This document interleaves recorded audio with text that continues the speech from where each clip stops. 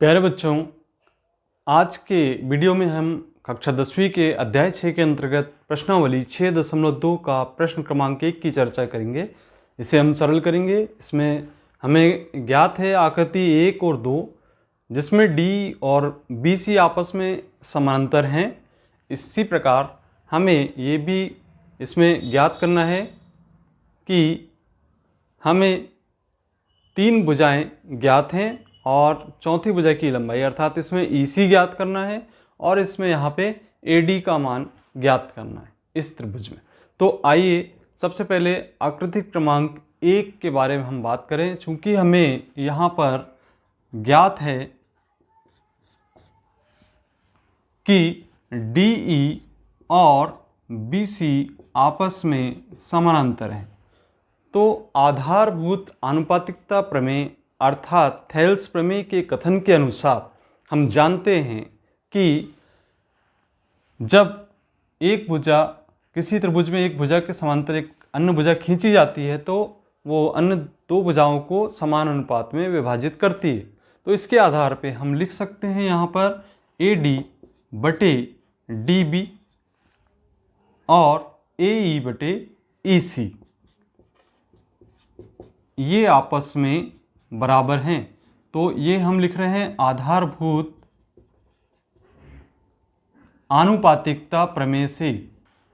अब चूंकि ये दोनों आपस में बराबर हैं तो जो मान हमें ज्ञात है हम यहाँ से रख देंगे। हमें यहाँ पे AD का मान ज्ञात है तो हम AD का मान 1.5 रखेंगे।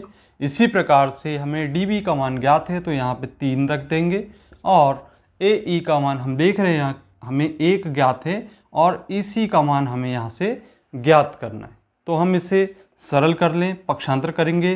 EC को हम यहाँ पर पक्षांतर कर दें तो 3 का 1 में यहाँ पे गुणा हो जाएगा और 1.5 इसके स्थान पर आ जाएगा।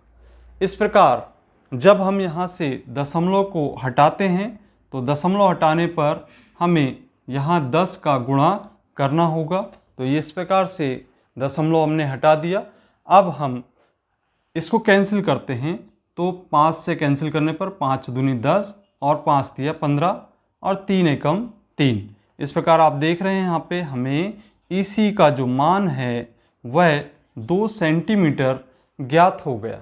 तो इस प्रकार से हम यहाँ पे EC की मान की गणना कर सकते हैं। इसी प्रकार से हम चित्र क्रमांक 2 में भी यदि हम चर्चा करें तो इस चित्र में भी इसी प्रकार से हम मान ज्ञात कर सकते हैं। यहाँ पे हम इसी प्रकार लिखेंगे आधारभूत आनुपातिकता प्रमेय से।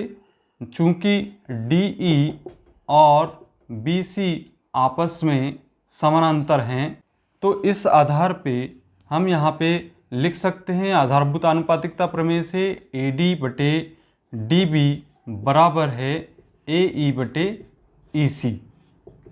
यहाँ जो मान हमें ज्ञात है हम उनको रख दें और जो हमें ज्ञात नहीं है उसे हमें ज्ञात करना है। तो हम यहाँ पे AD का मान चूँकि ज्ञात करना है तो इसे ऐसे ही लिखें AD और DB का मान हमें ज्ञात है 7.2 और इसी प्रकार से AE का मान हमें 1.8 ज्ञात है और EC का मान 5.4 ज्ञात है। तो ये हमें यहाँ से AD के मान की गणना आसानी से हम कर सकते हैं। इसमें 7.2 का इधर हम पक्षांतर कर देते हैं तो AD बराबर हमें प्राप्त होगा 1.8 गुणित 7.2 बटे 5.4।